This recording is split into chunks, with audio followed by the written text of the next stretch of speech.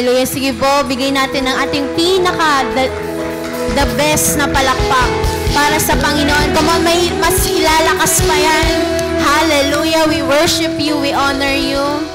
Sabihin mo sa katabi mo, ilang buwan na lang, Pasko na. Amen. Sino pong naniniwala dito na lumalamig na po yung panahon? Amen. Pero sabihin mo sa katabi mo, kahit malamig ang panahon, ang pag-ibig mo sa Panginoon ay dapat mainit. Amen. Hallelujah. Sabi po sa salita ng Panginoon, life and death is in the power of tongue. Sabi pong ganyan. Sino pong naniniwala dito na dapat kahit anong circumstances yung pinagdadaanan mo, you need to declare that God is good. Amen. Pwede ko po bang marinig that God is good? All the time? Hallelujah. Come on, let's praise the Lord in this place. Sige po, palakpakan natin ang Panginoon. We worship you. We honor you, God. Woo!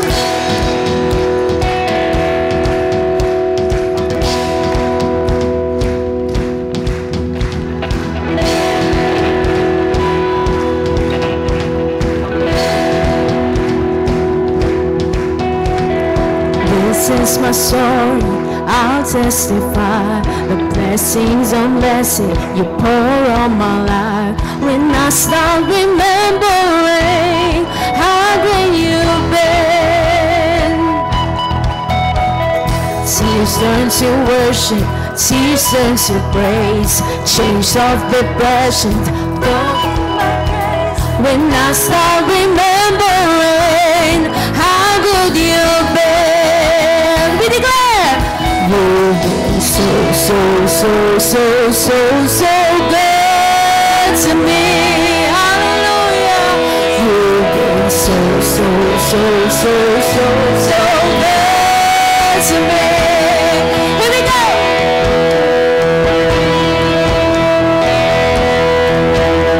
The enemy's weapons fall to the ground. Armies of heaven always surround. When I start remembering how good you've been, I promise you, told me by name, love me like I was, but you didn't leave me. Now was said now I live, yeah, that's what you did. Oh, you've been so good to me. Hallelujah. You've been so good to me. From morning to night, the lows and the highs, I look back at my life and all that I see. Yeah, you've been so good to me. Can we clap our hands like this?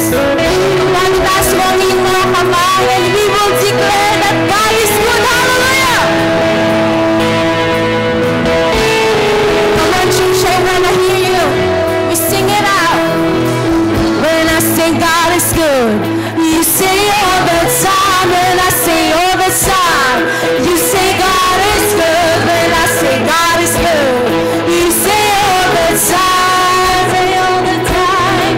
You say God is good. When I say God is good, you say all the time. When I say all the time, you say God is good. When I say God is good, you say all the time. When I say all the time, you say God is good. When I say God is good, you say all the time. When I say all the time, you say God is good. When I say God is good, you say all the time. When I say all the time, you say God is so good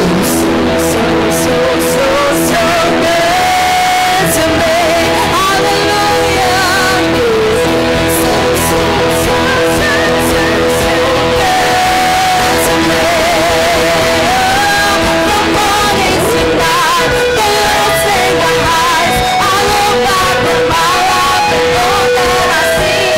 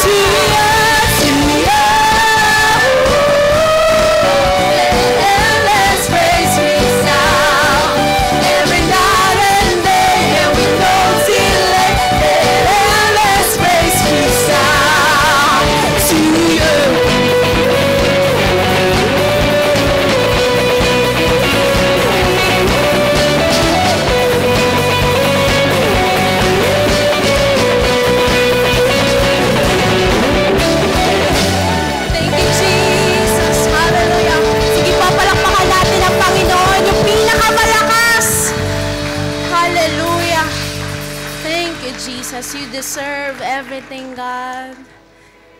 You deserve everything, God. Come on. Pasalamatan mo ang Panginoon. Don't be shy. Just open that mouth. If you want to clap your hands, clap your hands. If you want to shout how great your God, shout, God is good! You've been so good to us, God. You've been so good.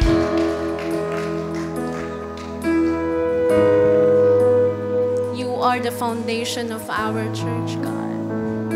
And all the days of our lives, we will sing how grateful we are. Hallelujah, hallelujah. Oh, we welcome you.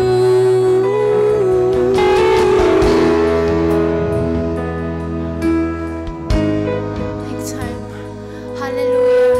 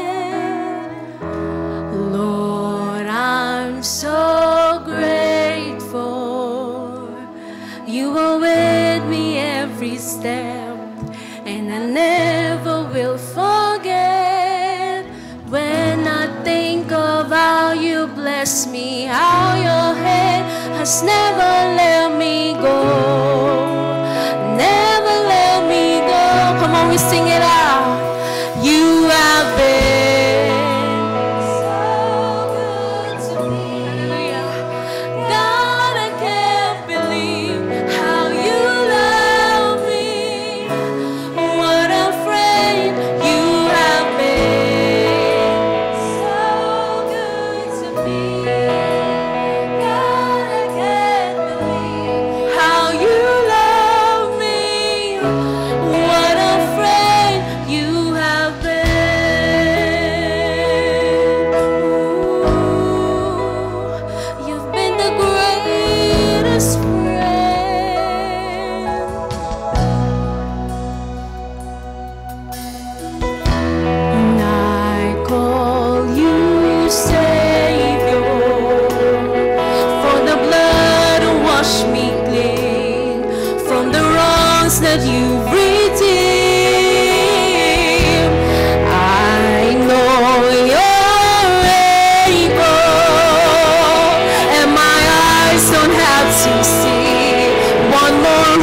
generations. Come on, we declare. It's when I think of how you bless me, how your hand has never let me go, never let me go. It's when I think of how you bless me, how your hand has never let me go, never let me go.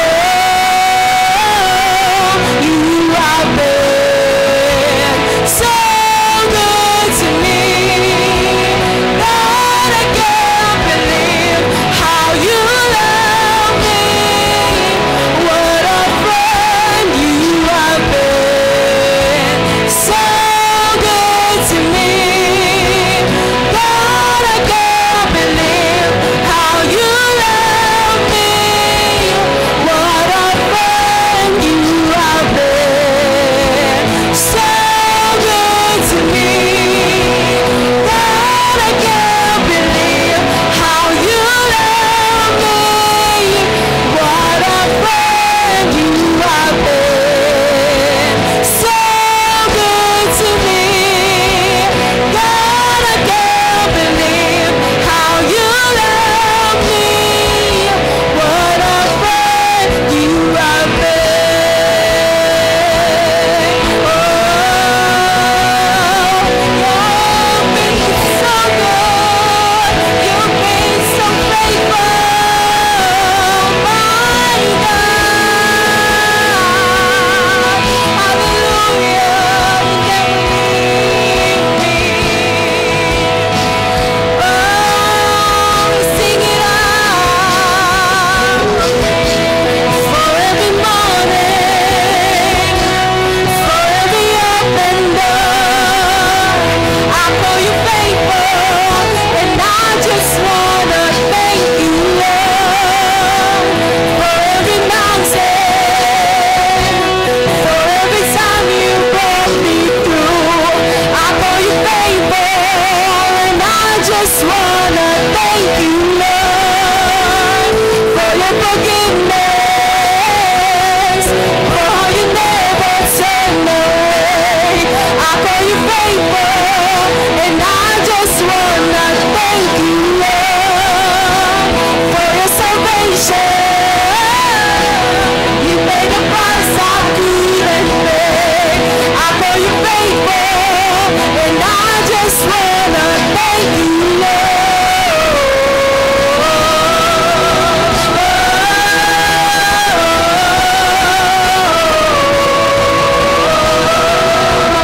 and I just wanna thank you,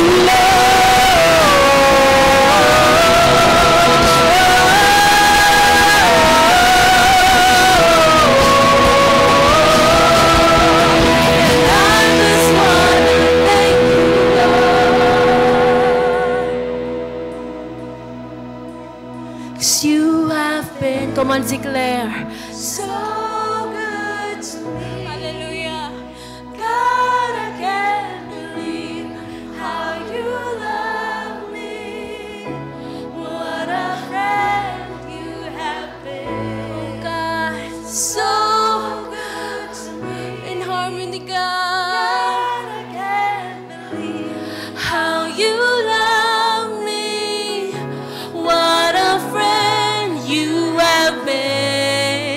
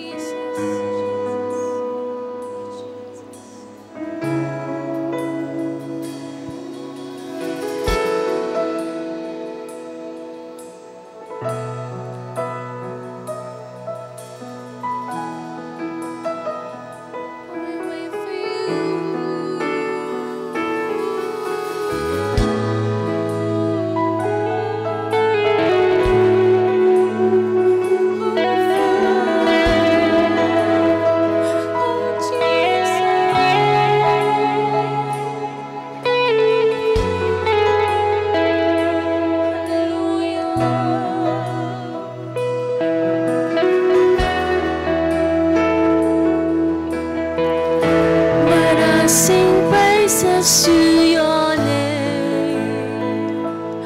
Oh Lord, praises, yes God.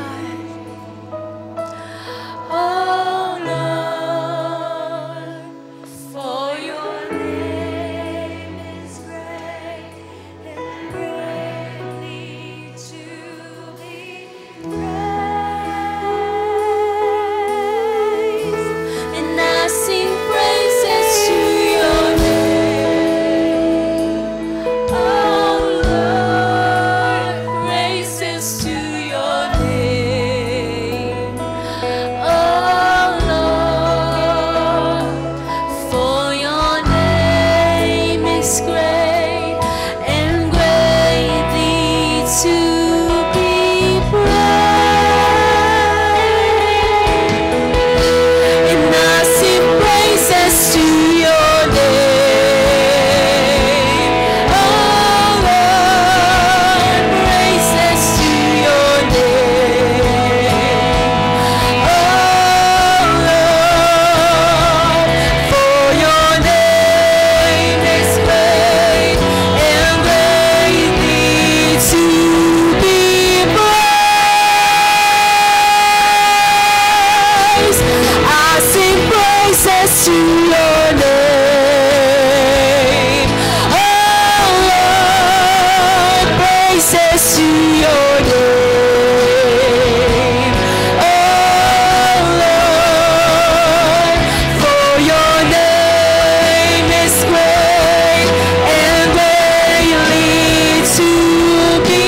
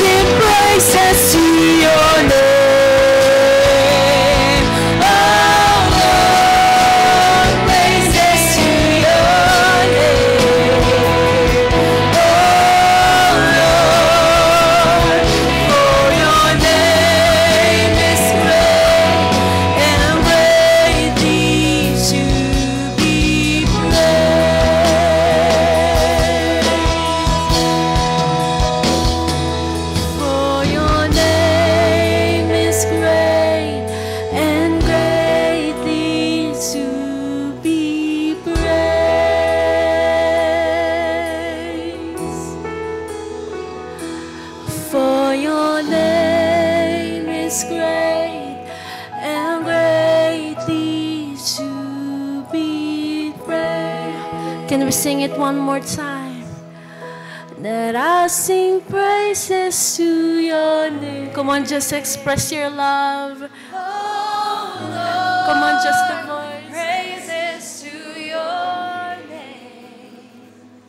Oh Lord, for your name is great and greatly to be praised. Come on, kapatid, huwag kang magmadali. Purihin mo ang Panginoon.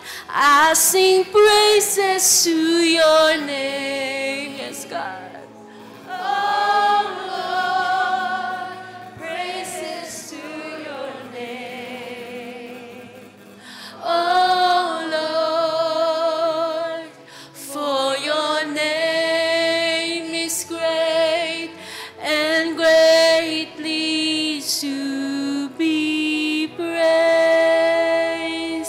Palakpakan po natin ang Panginoon. Hallelujah.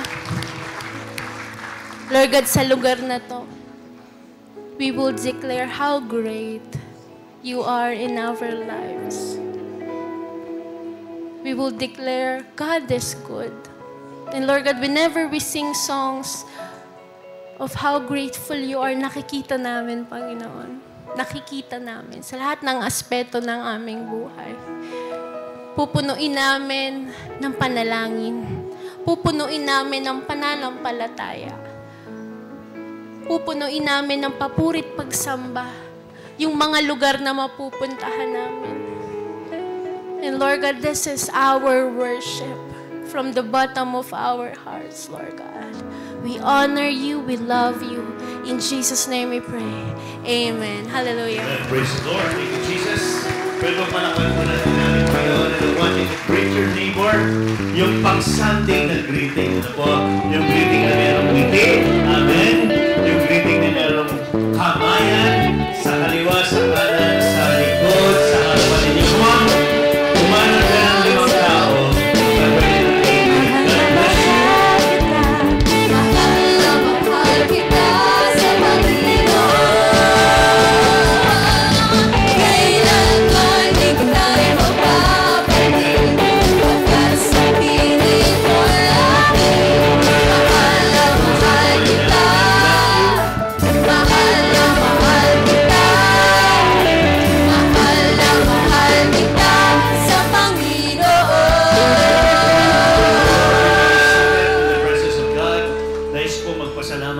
Sa Light TV for becoming continuously a blessing to our church. Amen. At lahat naman po na nasa live natin sa ating pong YouTube and also sa ating pong Facebook, I want to welcome you. I know kung meron po dyan, nasa malayong lugar ngayon, nasa Singapore yung iba dyan, yung iba po, nasa Dubai. Marami po pong mga lugar na pinupuntahan, pero ngayong araw nito, you're still online. God bless you. Pero pwede bang palakpan mo muna yung katabi mo at palakpan mo sarili mo? You know why? You made it at church today. Amen. Alam niyo po ba na ang 5 pinakamayaman na tao sa buong mundo at pinaka-successful, I may say, as of September 2025, ang number 1 ay si Elon Musk. Have you ever heard of Elon Musk? Siya po yung tinatawag nating founder ng Tesla. Okay, SpaceX. At yung tinatawag na The Boring Company and Neuralink. Siya po ang may-ari niyan at siya po yung founder.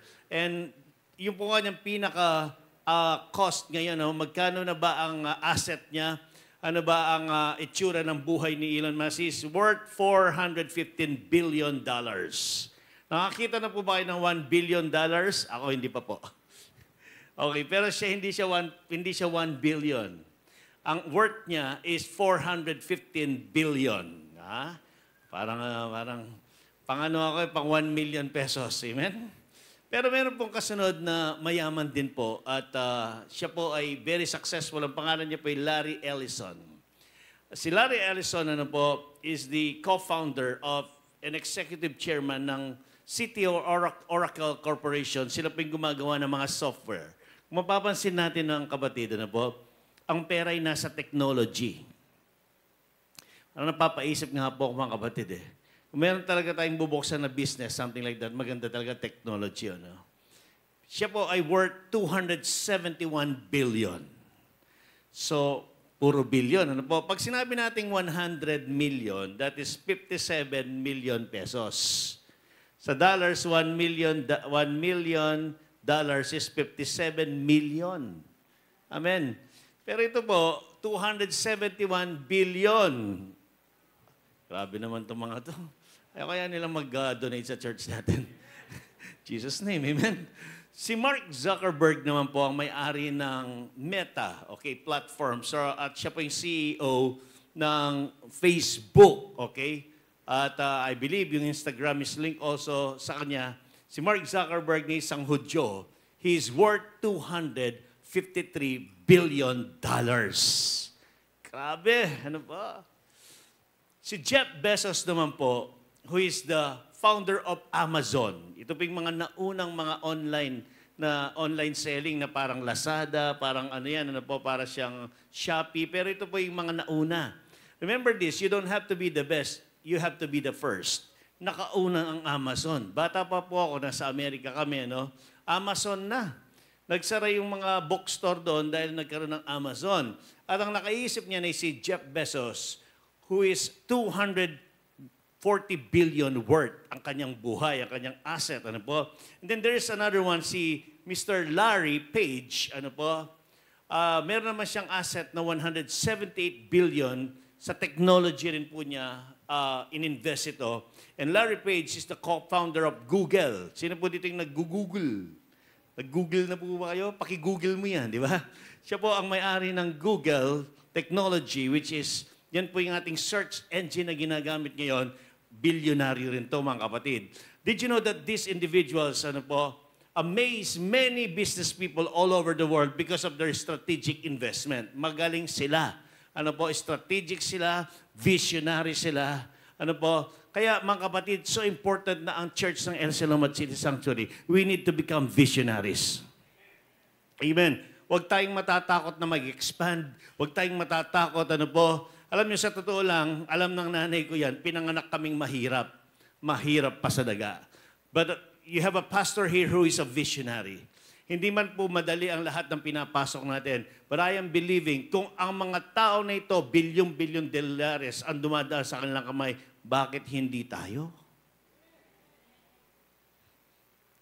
Kami, anong magagawa ko? Kita kami mong albugan, di ba? No. Ang pangarap ng inyong pastor, kung aangat ang simbahan, aangat ang buhay mo.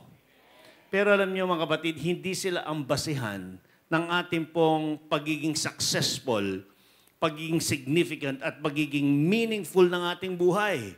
Ang basihan po natin ay ang isa sa mga pinakamayamang tao sa Bible. Alam niyo kung sino? Siya po ay worth 2 trillion.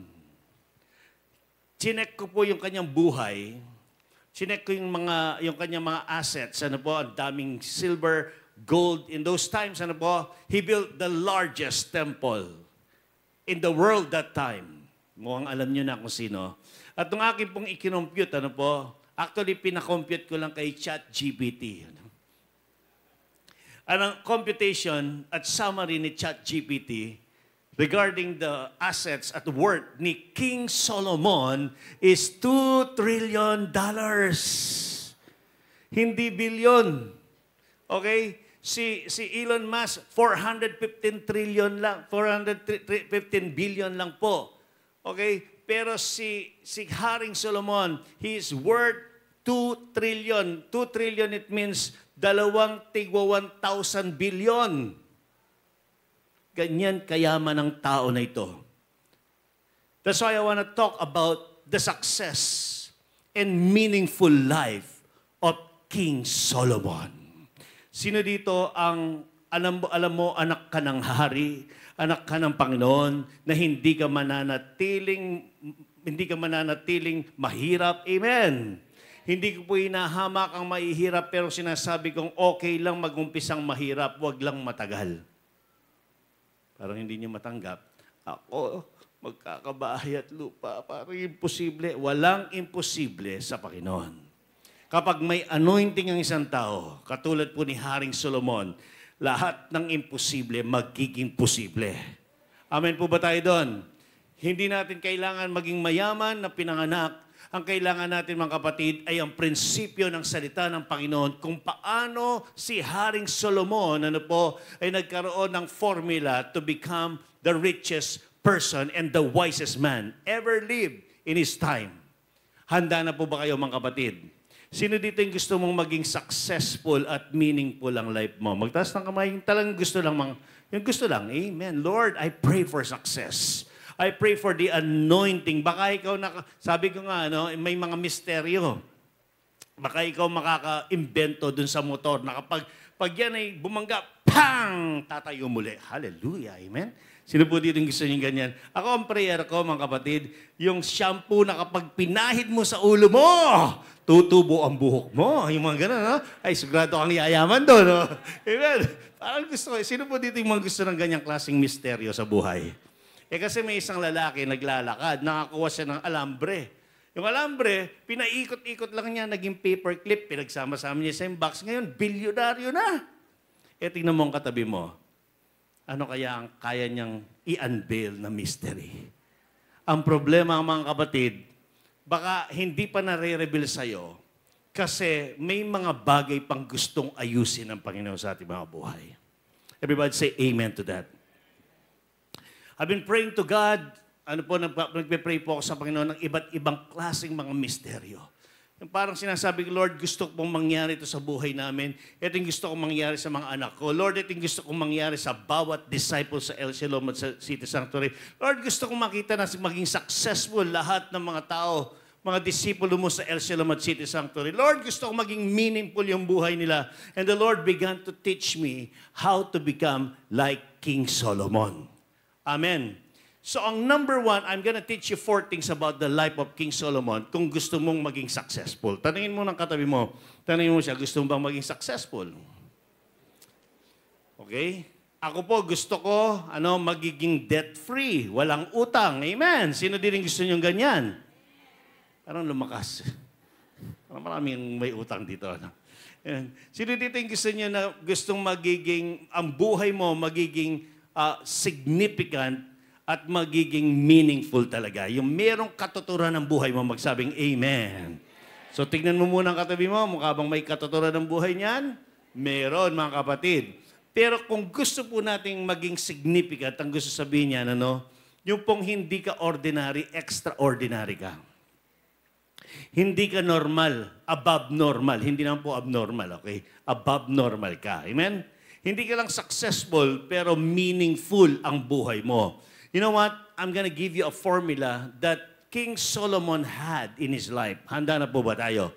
Alam niyo ba na si King Solomon, one day, okay, in the book of 2 Chronicles chapter 1, verses 6 to 12, nagpakita ang Panginoon sa kanya.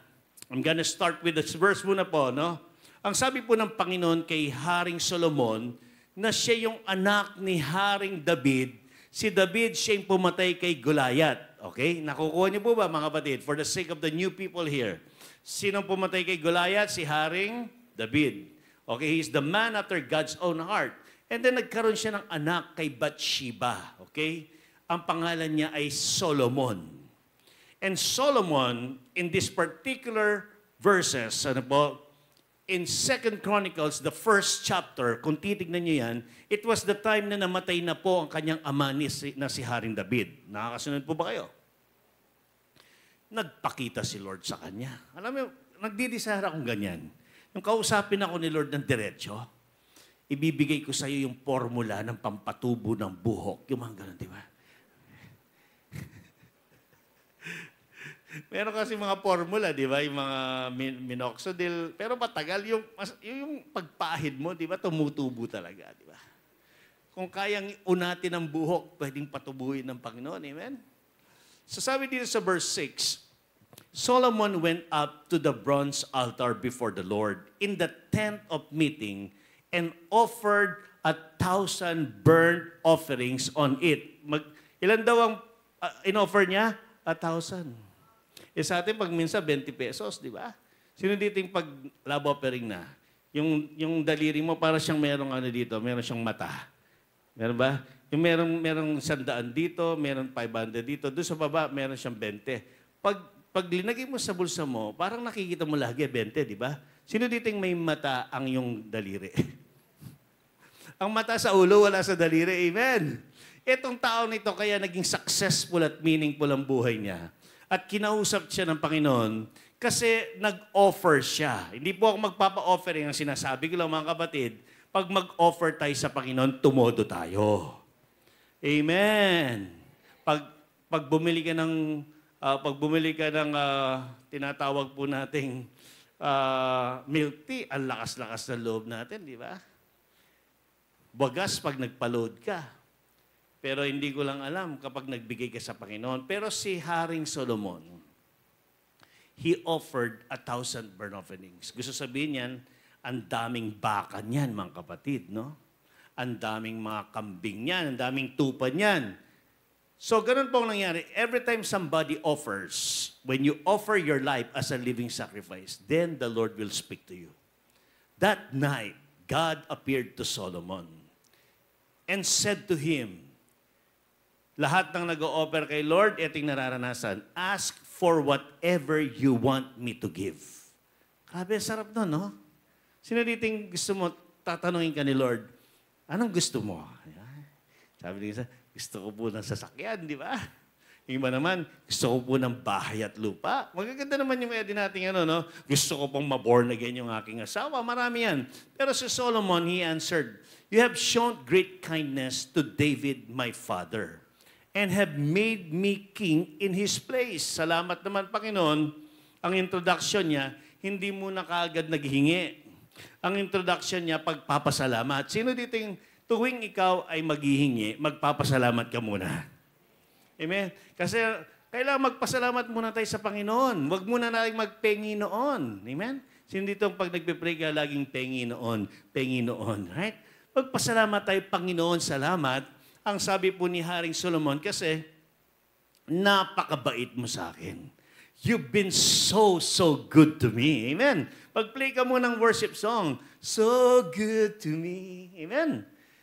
And then, ang sabi po niya, now, Lord, let your promise to my father David be confirmed. Tignan niyo ito. Anong sabi ni Haring Solomon? Let your promise to my Father David be confirmed, for you have made me king over the people who are as numerous as the dust of the earth. Ano ba yung promise ng Panginoon kay Haring David? Na magkakaroon ng templo. Did you hear me? So meaning, yung anak nakaalay ng puso sa tatay. Come on. Malinaw sa kanya na kung siya ay bibigyan ng Panginoon yung gusto ng tatay. Come on.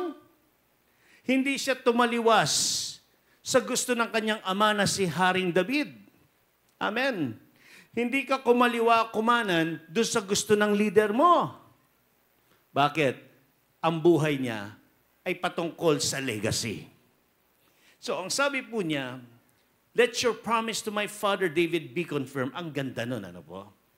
Parang si Daddy Pastor, no? Nung bata po kami, nakasakay kami dun sa honor jeep niya. Every time makakita siyang bakanting mga building, ano po, kahit saan, left and right, makakita sa sabi niya, gagawin natin church yan. I-renovate natin yan, magbe-build tayo. Every time, si Pastor Nelson, ang aking pong ama, yan ang heart niya, to build. Kaya nga ngayon, yung anak niya, nagbe-build din po, kasamang buong El Shalom at City Sanctuary. Why? Because that is what we call legacy. Amen. And then ang sabi po dito, for you have made me king over the people who are as numerous as the dust of the earth. Give me, anong hiningi niya? Naghingi ba siya ng sasakyan? Hindi. Anong sabi niya? Give me what? Wisdom and knowledge. Para saan? That I may... Oh, mga kapatid. Paano kang bibigyan ni Lord? Ayaw mo namang mag-lead. Ang mga binibigay, yung mga nagli-lead. Come on, everybody say amen to that.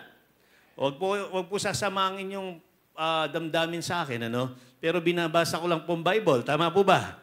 Sino binibigyan ng wisdom at knowledge? Yung mga that I may lead these people. For who is able to govern? Bakit daw sinabi niyang who is able to govern? This people. Kasi nga po mga kapatid, hindi madali. Kaya kapag ang inyong pastor, ako po ang aking leader, si Bishop Oriel, ano? Kapag sila po ay pinagpapala ng wisdom and knowledge, hindi ako naaasar. Come on. Kapag may bagong sasakyan ng aking leader, mayroong bagong bahay, hindi ako nagtataka. Naglilid eh. Amen. Of course, marami pong mga technicalities yun. Maraming may mga timing na tinatawag yun at explanation. But what I'm saying, kapag ang leader mo pinagpala ni Lord, huwag kang magtataka kasi naglilid yan. Amen po ba tayo doon? Verse 11, ang ganda nito, God said to Solomon, since this is your heart's desire, and you have not asked for ano daw? Wealth, kayamanan, possessions, okay? And or honor, nor for the death of your enemies. Hindi mo pinangarap na mamatay yung mga at bumagsak ang mga kalaban mo. And since you have not asked for a long life, hindi ka naghingi ng mahabang buhay, but for what? Wisdom and knowledge to govern, to lead, to nurture, to feed, to love, like Jesus. Amen? My people over whom I have made you king, therefore, sabihin mo sa atin mo, therefore, wisdom and knowledge will be given to you. And I will also give you wealth. Grabe, pag may wisdom at knowledge ka pala, kasunod niyan, bibigyan ka ng wealth, bibigyan ka ng possessions and honor, such as no king who was before you ever had, and none after you will have. Grabe. Kaya pala successful at meaningful ang life ni Solomon. Because number one, okay, malinaw sa kanya ang kanyang layunin. Everybody say the word clear purpose. That is my number one point. And I believe I mentioned this one time during the time na nasa building po tayo. Malinaw kay Solomon, Lord, yung inumpisahan ng tatay ko, malinaw sa akin. Yung inumpisahan ng nanay ko na si Pastora Melba, malinaw sa akin. Come on? Amen. Malinaw sa akin yung inumpisahan ng aming Panginoong Jesucristo na siya'y namatay sa krus ng Kalbaryo, itutuloy ko ang inumpisahan niya. Clear. Amen. Kasi marami pong nag-a-attend sa church, hindi clear yung kanilang panawagan. Hindi ka na born again para rumekta sa langit. Unclear ang tawag doon. Na born again ka so that you will become fisher of men. Hindi tayo na born again para maging religious. Hindi tayo, wag pong sasamahan loob nyo, hindi tayo na born again para umupo every Sunday sa church. I'm sorry, that is not the purpose of your life. That is not my purpose. Amen? Dapat malinaw sa atin, mga kapatid, na nung tayo nakakilala sa ating Panginoong Jesucristo, malinaw na malinaw, when you come and follow me, I will make you, ano daw? Ano sabi na sa katabi mo? And I will make you. In other words, kapag nag-come and follow ka, sumunod ka kay Jesucristo, sumunod ka sa pinapagawa ng Panginoon sa iyo, ang intention ni Lord at ang clear purpose ni Lord sa iyo ay hindi maging disciple lang. Ang intention ng Panginoon sa atin ay magiging fishers of men. Ang problema, hindi clear sa atin yon. Bakit, mga kapatid? Kasi po, pinanganak tayo sa ating dating relihiyon na basta nag-attend ka ng church sa Sunday, banal ka na. Ginawa mo ng responsibilidad mo bilang isang Kristiyano dito sa bansang Pilipinas. But it's not clear. Amen. Sino dito yung hindi ka lang Christian, hindi ka lang born again? Ikaw ay follower of Jesus. Kung titignan na natin yung Bible, there are 5 verses na tuloy-tuloy na sabi ng Panginoon, follow me, follow me, follow me, follow me. Come on.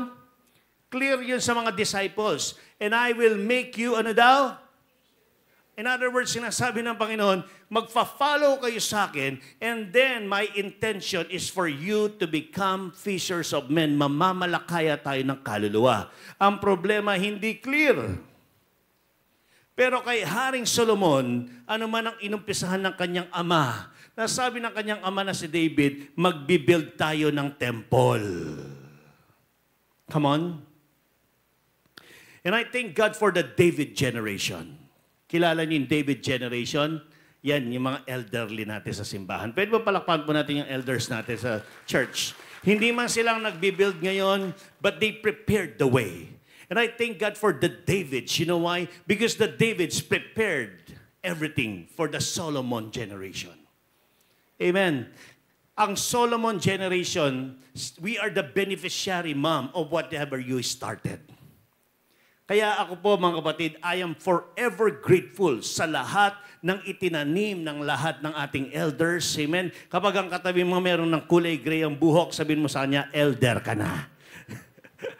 Amen. Yung iba naman, wala ng buhok. Amen.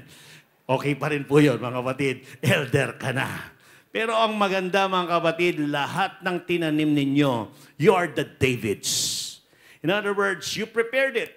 And I thank God that you prepared it. Ang mga Solomon generation naman, yung anak ni Haring David, sila ang magfulfill. David prepared, Solomon fulfilled. Come on. I'm not talking here about church building. I am talking about building the church of our Lord Jesus Christ. Amen. Building the temple, ang katabi mo, that is the temple of the Holy Spirit. Tuwing nagdi-disciple ka, tuwing nagwi-win ka, you are building the temple. More than the building. Clear? Ang problema, hindi clear ang purpose natin. But I love Solomon because at the beginning of his life, he has a clear understanding. The Lord, alam ko, yung inumpisahan ng tatay ko, itutuloy ko. I can imagine nung bata pa siya, katabi niya, tatay niya na si David. At sabi ni David, alam mo itong gitara na ito, inihanda ko na ito para sa'yo. Kasi pag-build ng temple mo natin, pag-build ng temple mo, gagamitin niyo yan. Alam mo, itong keyboard na ito, inumpisahan ko na, binayaran ko na yan. Bakit? Kasi mag-worship ang buong Israel. Alam mo, anak na Solomon, lahat ng ginagawa ko, ito'y para i-prepare yung itutuloy mo. Come on. So itong bata na ito nakikinig to.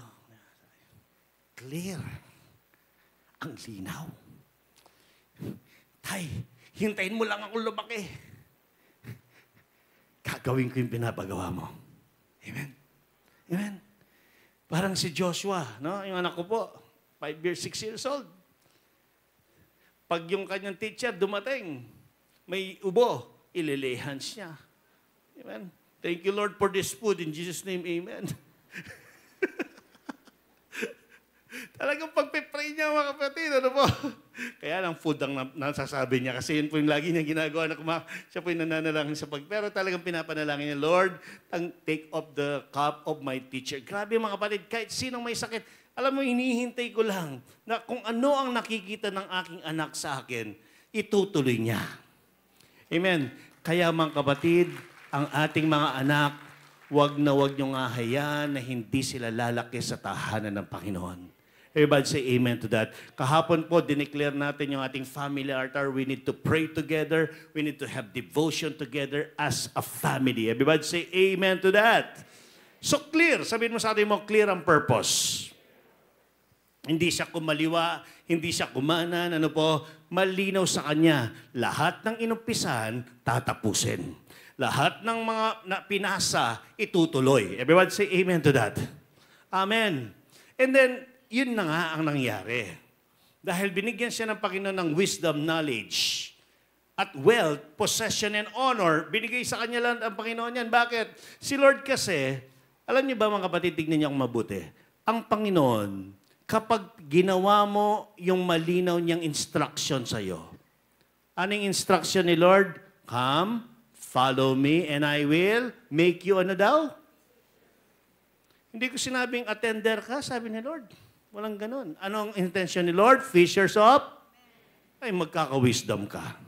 Magkaka-knowledge ka. Magkaka-understanding ka. Yung wealth, tahabulin ka. Come on!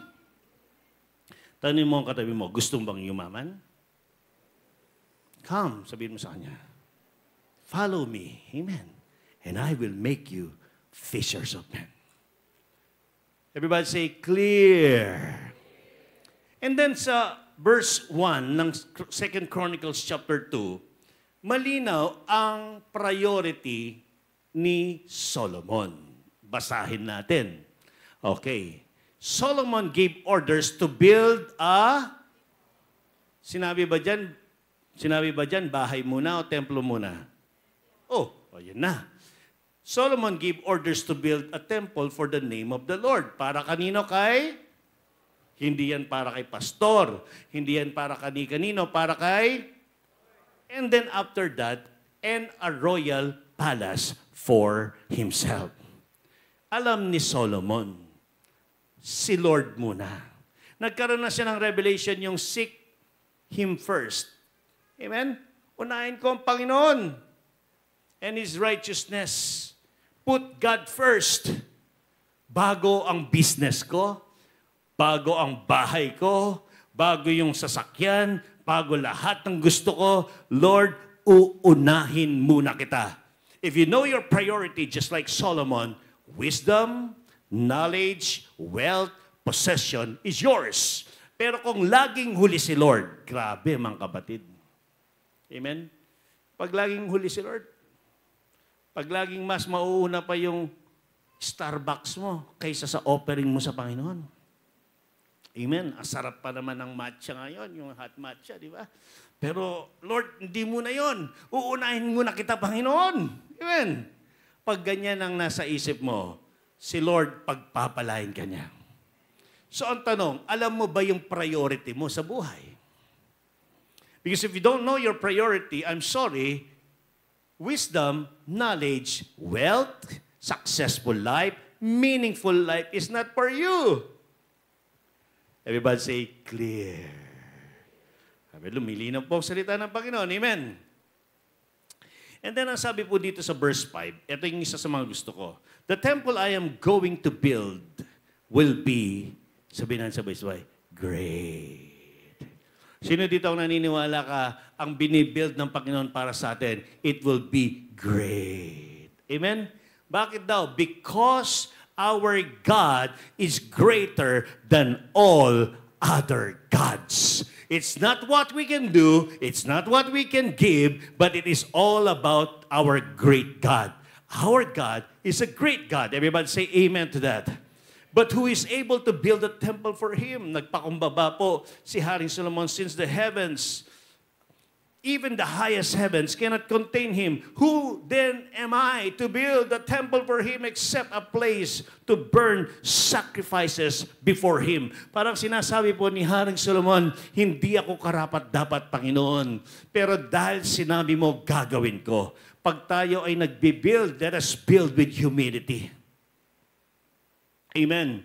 Pag nag-win souls ka, pag ikaw ay nag-open ng cell, you need to build with humility. Magpakumbaba tayo sa Panginoon. Aminin natin, Lord, that apart from you, we are nothing. Amen. When the branch is detached from the vine, and that's our Lord Jesus Christ, I am the vine, you are the branches. Parang sinasabing, Panginoon, I'm gonna wither, matutuyo ako. Kaya po sa ating pagbibuild ng building ng ating Panginoon, ano po? I am believing because we have a great God. Amen. Great things will be built. Pwede bang palakpakan po natin ang ating Panginoon? So I'm gonna jump a little bit sa 2 Chronicles chapter 3 verse 1. Ang sabi po dito, Then Solomon began to build the house of the Lord in Jerusalem on Mount Moriah. Okay, kapag si Lord, inas ka niya mag-build, we need to make sure na clear sa atin. Kung si Lord, linagay ka niya sa El Shalom at City Sanctuary, kung si Lord ang sabi niya sa Mount Moriah ka mag-build, huwag kang mag-build sa ibang lugar. Mag-build ka doon sa place na sinabi ng Panginoon sa'yo. Amen po ba tayo doon? In Jerusalem, on Mount Moriah. Huwag kang pupunta sa Mount of Olives. Huwag kang pupunta sa ibang mga mountain. Pumunta ka doon sa instruction ng Panginoon. Come on. Everybody say amen to that. 2013, nung ipinakita ng Panginoon sa atin po, no, we had a vision na magkakaroon tayo ng church doon po sa Eastgate. It seems impossible. Bakit? Napakamahal ng lote doon. Amen po ba? Dahil yan ay tapat ng SM, tabi po niya ay Robinson. Can you imagine, mga kapatid, no? Kung gaano kamahal doon. But everything starts with a vision. Because vision is the bridge between your present and your future. So nagkaroon tayo ng vision, nakita natin na ganun po ang mangyayari. Mga kapatid, no? Para mag-build, napakahirap.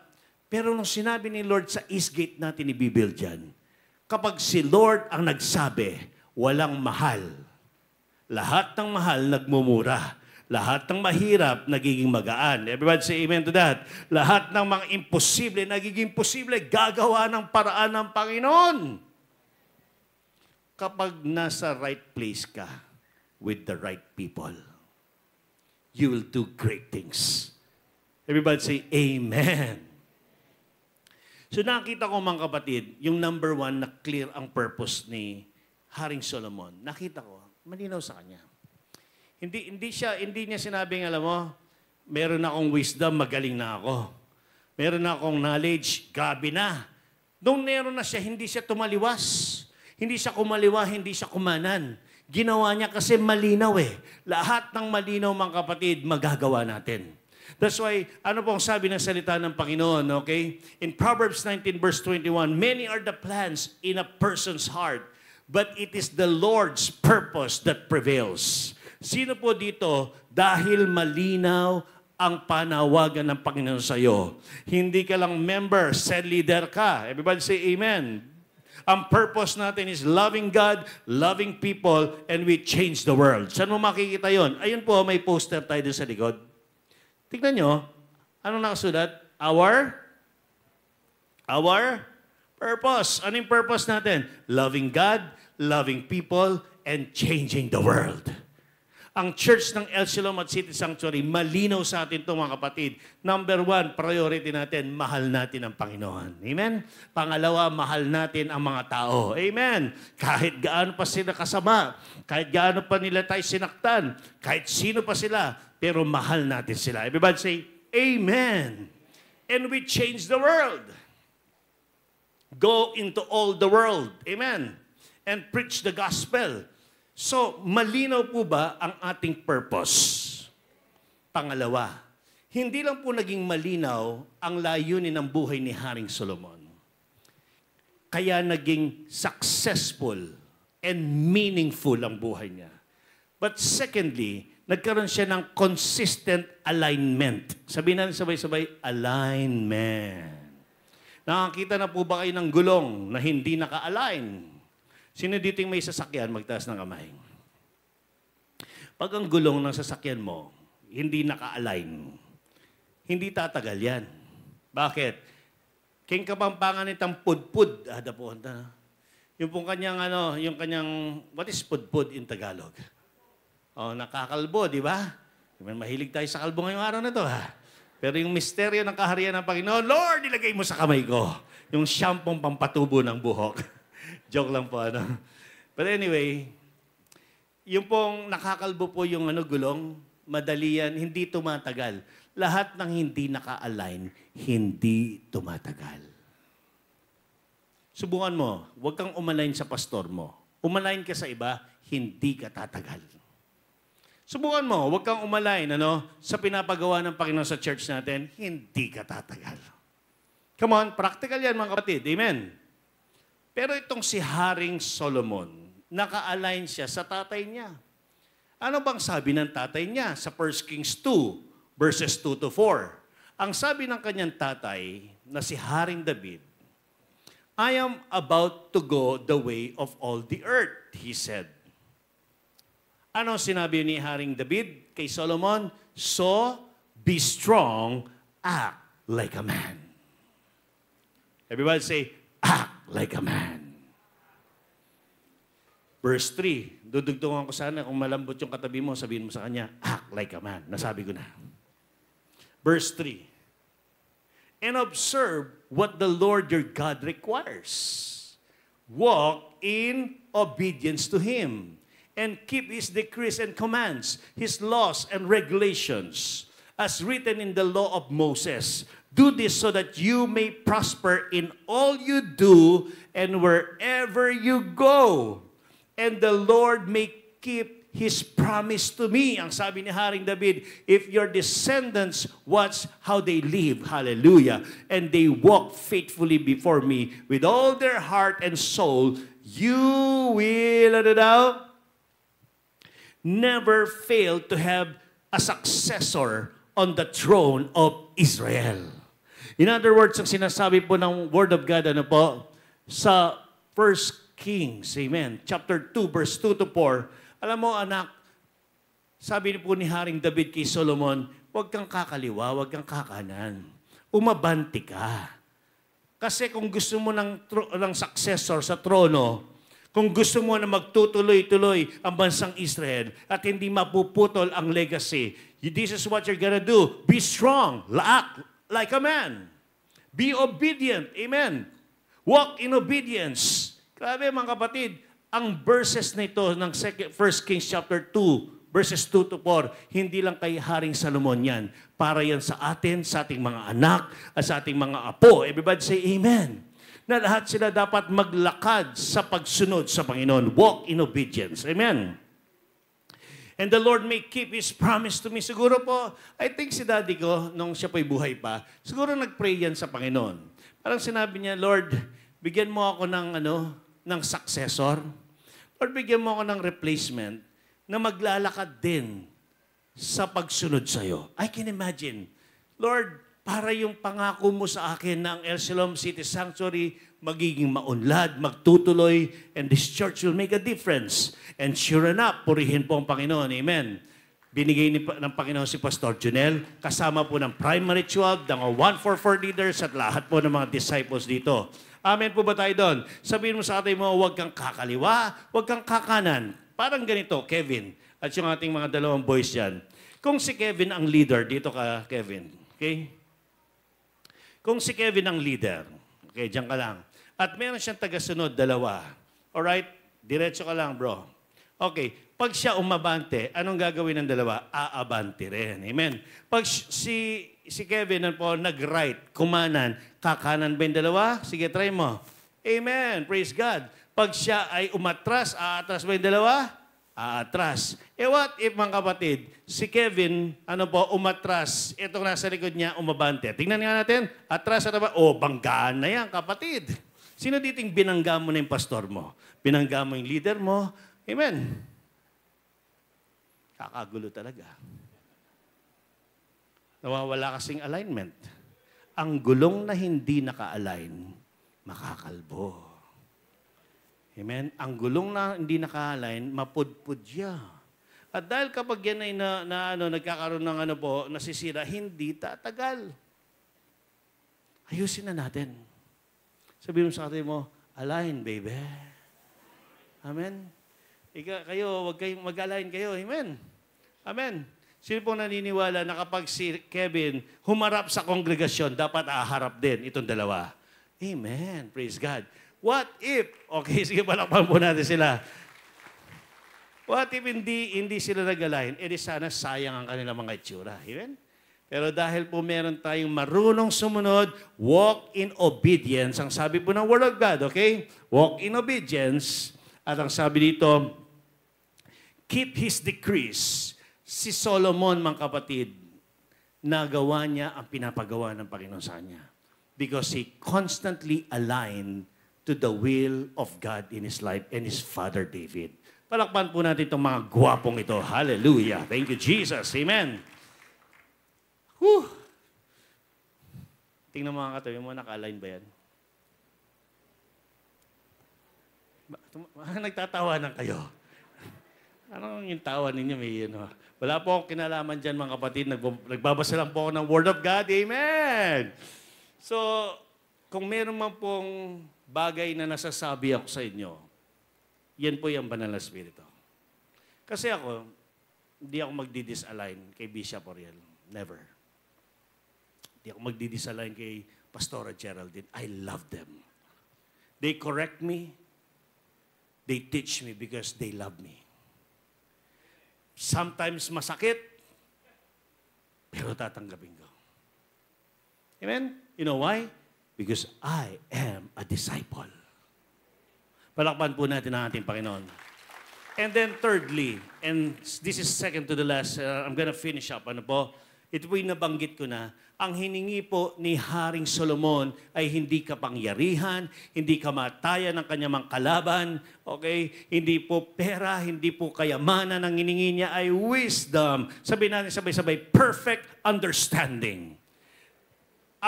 Huwag ka maghingi kay Lord ng kung ano-ano. Amen. Panginoon Lord, ang dapat hingin natin ay perfect understanding. Kaya ang sabi po ng verse 10 to 12 ng 2 Chronicles 1, give me wisdom and knowledge that I may lead this people. For who is able to govern this great people of yours? Ito po yung sinabi po ni Solomon. Alam niyo mga kapatid, ako po, hindi ako naghihingi sa Panginoon ng business. Maniwala po kayo mga kapatid, dumarating yan.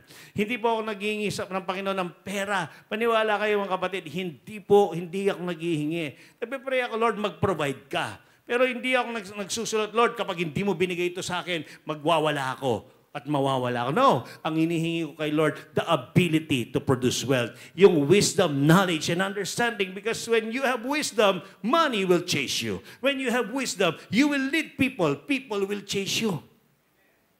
Hahabulin ka ng mga disciples. Magnet ka. Come on, everybody say amen to that. Ang lahat ng pagpapala, ito ay mga bonus lang ng Panginoon. Hinihimok ko po kayo mga taga-El Shalom at City Sanctuary. Let us lead. Everybody say amen to that. Because when you lead, look at this, okay? Then the Lord will give you wisdom and knowledge. Alam niyo po, ang beneficiary ng lahat ng pwedeng magandang mangyari sa buhay ko ay ang aking anak na si Destiny at si Joshua. Ang 12 disciples na pinagkatiwala ng Panginoon sa akin. At ang lahat ng mga disciples nila at lahat din ng mga magiging apo ko sa aking mga anak, they will become the beneficiary. If I will receive perfect understanding, I call it wisdom. Amen? Why? Because wisdom wins. Ang wisdom, mga kapatid, ano po, yan ang magpapanalo sa iyo. Ulitin ko ito. Alam niyo ba that wisdom is more powerful than the weapons of war? Ecclesiastes 9 verse 18 says, wisdom is better than the weapons of war. The mantle of wisdom can make you 10 times stronger than those without it. Uulitin ko ito mga kapatid. Kasi mahilig mag-pray tayo, Lord, gusto ko po ng financial breakthrough. Lord, gusto ko po nito. Maghingi ka ng wisdom because the mantle of wisdom can make you 10 times better. Amen. Amen. Alam niyo po ba, meron tayong mga ordinaryong mga tao sa church nang hiningi nila kay Lord wisdom. Ngayon po mga kapatid, hindi sila sumasahod ng peso, sumasahod ng dollars. You know why? Wisdom, my friends. Hindi nila kailangan pumunta sa ibang bansa, iwanan ng pamilya nila, ang ibang bansa ang lumapit sa kanila. Ang tawag dyan, wisdom. Come on. Amen. Did you know that wisdom makes your enemies helpless against you? Opo, totoo yan. Ang sabi po ng verse 15 ng Luke 21, for I will give you words and wisdom that none of your adversaries, your enemies, will be able to resist or contradict. Tuwing ikaw ay nagsasalita, it's like a sweet word sa mga enemies mo, and they will love you. Wisdom talaga mga kapatid. Amen? Ang taong may wisdom, hindi magagalitin. Ang taong may wisdom, hindi yan magpo-post ng kahit ano. Ang taong may wisdom, hindi yan bigla-biglang nagsasalita ng pangit laban sa kanyang kaaway. Ang taong wisdom, nag-iisip yan. Masasaktan ko ba yung aking leader kapag sinabi ko to? Come on. Masasaktan ko ba yung aking nanay, yung aking asawa kapag pinost ko ito? Think twice. We need wisdom. Alam niyo, nadidisalign ng lahat ng tao. Nagkakaroon ng problema because of lack of wisdom. Si Arang Solomon, napakagaling na tao. Ang mga bansa nakapila para marinig ang kanyang boses, ang kanyang katalinuhan. Tignan mo ang katabi mo. Ilan ang nakapila sa'yo? Come on. Amen. Because number 2, wisdom builds. Gusto mong mag-build, kailangan mo ng wisdom. Proverbs 9 verse 1 says, wisdom has built her house. She had formed out her 7 pillars. Proverbs 24 verse 3, through wisdom a house is built, and by understanding it is established. Alam niyo mga kapatid, katulad ni Haring Solomon, ang kanyang wisdom ang nag-build sa kanyang temple, sa temple ng Panginoon. Yung wisdom ang nag-promote sa kanya because wisdom brings promotion. And yung wisdom, it brought wealth in his life. Dumarating ang mga hari at mga princess, the princess of the Queen of Sheba came at nagbigay siya sa hari. Why? Because wisdom brings wealth in your life. Everybody say amen. When you increase your wisdom, you will increase your wealth. Hindi po ako nagpipreach dito ng prosperity or anything about money only. But when you increase your wisdom, not only that you will increase sa iyong kaperahan, but your wealth in your spirit, your wealth with your body, lahat ng bahagi ng buhay natin, mag-i-increase. Sino po dito ang gusto nyong pataas ng pataas, paangat ng maangat ang inyong buhay? If you're that person, pwede bang palakpan mo ang ating Panginoong Jesucristo? Hallelujah! And lastly, hindi lang po si Haring Solomon meron siyang malinaw na purpose sa kanyang buhay. Hindi lamang nag-align siya. Hindi lamang po siya nagkaroon ng wisdom, but he was granted with God's favor in his life. Isang pabor ka lang ng Panginoon, kapatid, lahat ng problema mo masosolve. What we need in our lives is not money. What we need in our lives is not fame. What we need is God's favor. Kaya nakita ko mga kapatid, kung matatapos natin, ito po ang building na pinagkatiwala ng Panginoon sa atin. Lahat mababayaran natin. One day. Everybody say amen to that. Yung lote na napakamahal, one day ibibigay ng Panginoon sa atin yan. Ang katapat, God's favor. Kung titignan niyo po itong picture na ito, halos tapos na po, mga kapatid. Amen. Hallelujah. Thank you, Jesus. Ilang linggo na lamang po, kung mayroon pa tayong ibang picture dyan, ilang linggo na lamang po ay pupunta na tayo doon. At i-enjoy natin po yung favor ng ating Panginoon. Can you show me the perspective? Amen? Dinagdagan po natin ng plant box sa harapan. Kasi marami tayong mga elders, mahilig na po sa kulay berde. Hallelujah. I-enjoy po natin ang simoy ng hangin. Amen? I-enjoy po natin ang lahat ng pabor ng Panginoon. Listen to this and look at me. Kung umaangat ang simbahan. Kanino kaya kotse yun, yung kulay orange na yun? I-claim mo na, brother. Say na. Amen. Lamborghini, kung alam mong i-spell. Joke lang po. But anyway, kapag inaangat ng Panginoon ang church mo, iaangat niyang buhay mo. Kung naka-align ka. Kasi si Solomon, nung binild niya ang templo ng Panginoon, binild din ni Lord yung kanyang palasyo. Kaya 50-50 yan, kapatid. Kapag ikaw, nag-align ka, sabi mo sa atin mo, align. Habang si Lord pinapa-asenso niya yung simbahan mo, pa-aasensohin niya ang buhay mo. Why? Because of God's favor. Tayo pong lahat ay tumayo sa presensya ng Panginoon. And I'm gonna end with Isaiah 1 verse 19. Nag-align si Solomon, naging obedient siya in the early stage of his life. And I have a word for you. Anong sabi po ng verse 19 ng Isaiah 1? If you are, willing and obedient, you will eat the good things of the land. Amen. Sinditing excited ka na lahat ng mabuting bagay mararanasan mo sa buhay mo. Amen. Mararanasan ng iyong mga anak. Mararanasan ng iyong mga apo. Alam niyo mga kapatid, si Pastor Jonel, every time that I pray for you, the church, isa lang ang pinagpipray ko, Lord, lahat ng mga membro, lahat ng mga disipulo ng simbahan na ito, magiging meaningful, magiging successful ang kanilang mga buhay. That is my prayer. Amen. Pag meron po akong nakikita sa daan, mga naglilimos, na nahihirapan sa buhay, alam mo, umiiyak ang puso ko. Sabi ko, kung maboborn again lang ito, mawawala sa kahirapan. Ikaw pa kaya?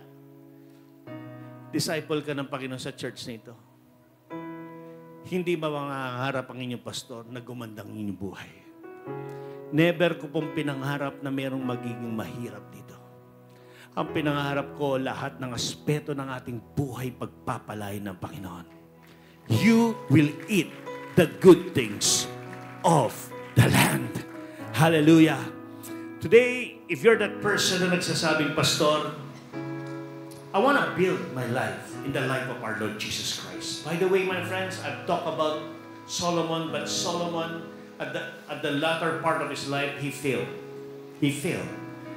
But we have Jesus Christ. He will never fail us. He will never leave us. Ibang klase ang wisdom ng ating Panginoong Jesucristo. That His wisdom amazed all. Ang sabi po ng Luke 24:47, Luke 2 verse 47, I may say, even as a child, all who heard Him were amazed at His understanding and His answers. Yan ang ating Panginoon. Tatanggalin ko muna si Solomon kasi gusto kong pasikatin dito si Jesus. Sabi ng John chapter 2 in verse 24 and 25, as I summarize it, ang sabi dito, Jesus knew what was in a man. Nadidiscern niya lahat. Amen. Ang sabi ng 1 Corinthians 1 verse 24, Christ, the power of God and the wisdom of God. Sino daw ang power and wisdom ni Lord? Simple lang mga kapatid, ang ating Panginoong Jesucristo. Pwede ba palakpan natin ang ating Panginoon? Sino po dito yung gusto mong magkaroon ng meaningful life? Magtaas ng kamay. Because I want to pray for you. Sino dito yung gusto nyo magkaroon ng successful na life? Magtaas ng kamay. Para sa inyong mga anak, para sa inyong mga apo. Kasi Lord, tatanggalin niya yung kahirapan. Huwag mong ibababa ang kamay mo. Mag-surrender ka kay Lord and begin to say, Lord, you are so good to me. I love you, Lord. Sige, magpasalamat muna tayo sa Panginoon. Just like Solomon, the very first thing he did is that he thanked the Lord at ang sabi niya, salamat, Panginoon. Thank you, Jesus, Lord. Thank you, Father. Lord, we're gonna build on the rock, and His name is Jesus Christ. Yes, Lord. I've never been more glad that I put my faith in Jesus. He's never let me down. Amen. He's faithful through generation. Yes, God. So I would even now He won't. And I still got joy in chaos. I've got peace that makes no sense when everything around me is shaking. I have never been more glad that I put my faith in Jesus. He's never let me down. He's faithful through every season. So I would if now He won't. He won't.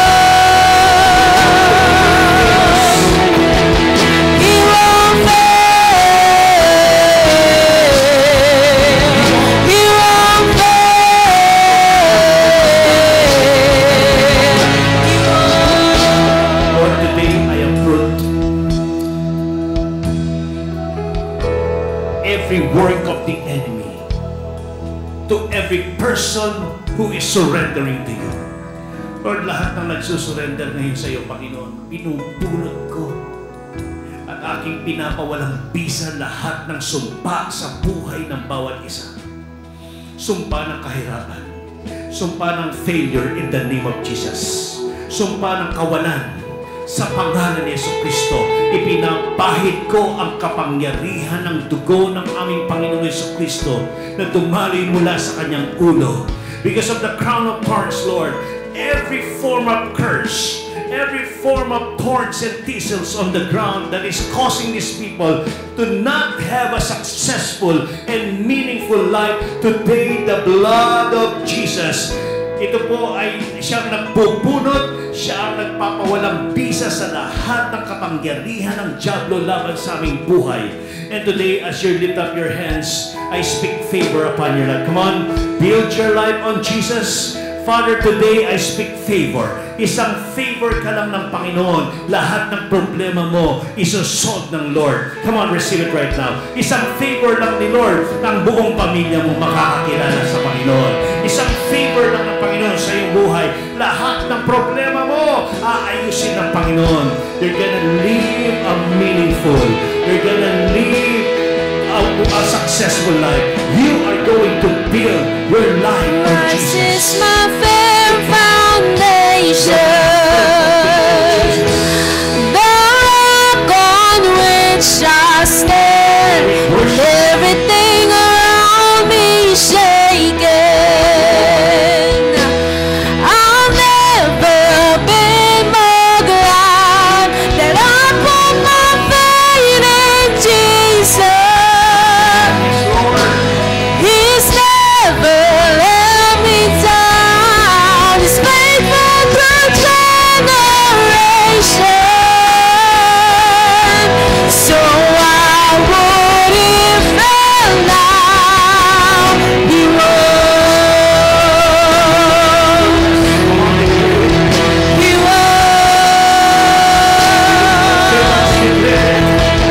He won't fail. He won't fail.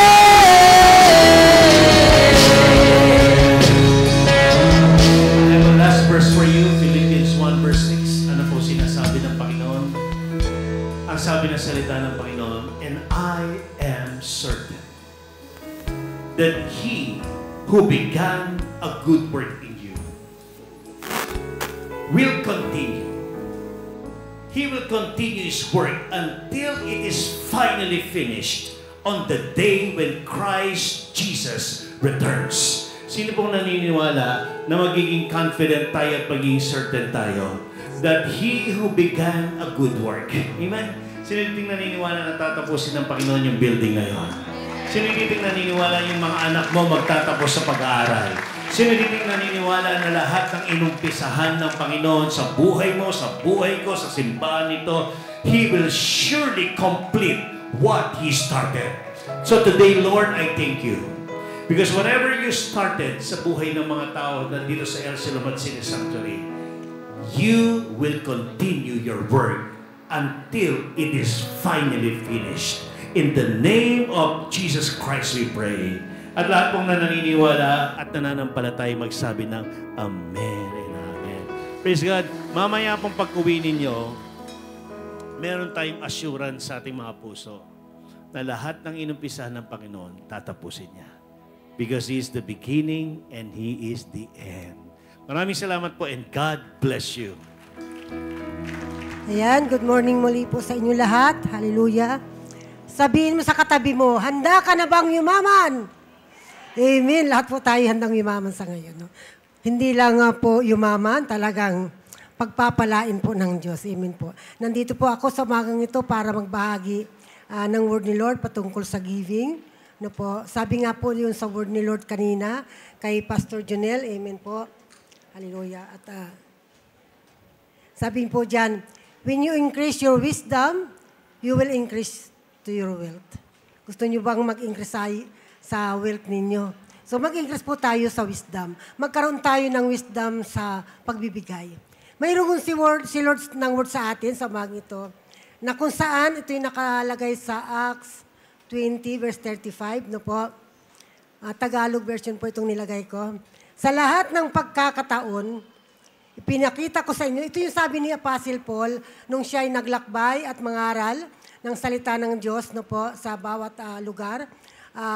Bago siya pumunta sa Jerusalem, no po, ang sabi niya sa mga tao, sa mga kasamahan niya, sa lahat ng pagkakataon, ipinakita ko sa inyo na sa pamagitan ng ganitong pagtatrabaho, actually pagtatrabaho, ibig sabihin, gawain po natin. Dapat ninyong tulungan ang mahina. Opo, amen po. Sa bawat gagawin po natin sa pagkakaloob, tutulungan po natin yung mga tao. May hina at sila'y makakilala sa Panginoon dahil sa pamagitan ng pira na pagkakaloob natin, opo, sila po'y madadala natin sa presensya ng Diyos. At ang sabi pa niya po dito, alalahanin natin ang salita ng ating Panginoong Hesus. Higit na mapalad, tandaan po natin to. Gusto niyo bang maging mapalad? Amen. Higit na mapalad ang nagbibigay kaysa tumanggap. So, bago tayo maging wealth, maging mayaman, magbigay muna po tayo. Hindi yon lagi kang Panginoon. Na po? Huwag kang, ano ba yung tawag doon? Magkaroon ka ng reciprocity. Wow, mayroon pa akong English na nalalaman. Reciprocity. Kung mabubulol kayo, amen mo. Reciprocity, ibig sabihin, utang na loob. No po? Magkaroon tayo ng utang na loob kay Lord na sa biyaya na tayo'y natagpuan niya sa Ehipto ng ating buhay. Yung kaunting halaga na siya naman po ang nagbigay sa atin. Marapat po ba na siya'y ating pagpalain? Amen po. Huwag niyong kalimutan yung word, reciprocity. Amen na po. Magkaroon tayo ng utang na loob. Amen po. So, tandaan niyo po yung sinabi ko, reciprocity na po. Kung gusto niyo pong magpagpala, magkaroon po tayo ng utang na loob kay Lord. Ibalik po natin yung para sa Panginoon. Amen po. Let's pray na po. Baka lalo po akong kakainin dito sa pulpito. Hallelujah. Tunay nga po, Panginoon, na napakabuti niyo sa amin. At sa umagang ito, Lord, minarapat mo na kami makabahagi ng iyong gawain, Panginoon, sa pagbibigay. Dahil, Lord, ito ang Panginoon, upang maranasan po namin higit ang iyong pagpapala sa aming mga buhay. Pero, God, bago po namin maranasan ang lahat, magsimula po sa amin ang hakbangin. Kami, Lord, ay magbibigay sa inyo ng lahat ng mayroon kami, Panginoon, even God, yung aming buhay. Yung maglingkod kami, Lord, yung hanapin namin, Panginoon, yung pang-isandang tupa mo, Panginoong Diyos. Sabi nga po, Lord, narinig po namin sa preaching ng aming senior pastor. We will become a fisher of man. Hindi po namin, Lord, kaliligtan ito. Kami tinawag mo sa purpose na mayroon kami. Clear ang purpose po namin dahil tinawag mo kami, Lord, kaya gagawin po namin ito, Panginoon. Lord, maraming salamat, Panginoon, sa mga anak na sa umagang ito ay maging kabahagi ng iyong gawain sa pagbibigay. Pagpalain niyo po sila. Kung ano man, Lord, ang desire ng kanilang puso, Panginoon, ipagkakalob mo ito kung iyong kalooban, O Diyos. Kaya, Lord, sa lahat ng magbibigay, alam ko, nakahanda na, Lord, ang pagpapala sa bawat isa sa kanila. Dahil ikaw ang Diyos na nagkakaloob ng lahat ng bagay sa amin. Maraming salamat, Ama, sa umagang ito. At alam ko, Lord, na ikaw ang siyang napapurihan, ikaw ang naparangalan sa aming mga buhay. Ito po ang aking dalangin sa tanging pangalan ng iyong bugtong na anak na si Jesus. Amen. Reciprocity. Amen po. Patawa lang ako.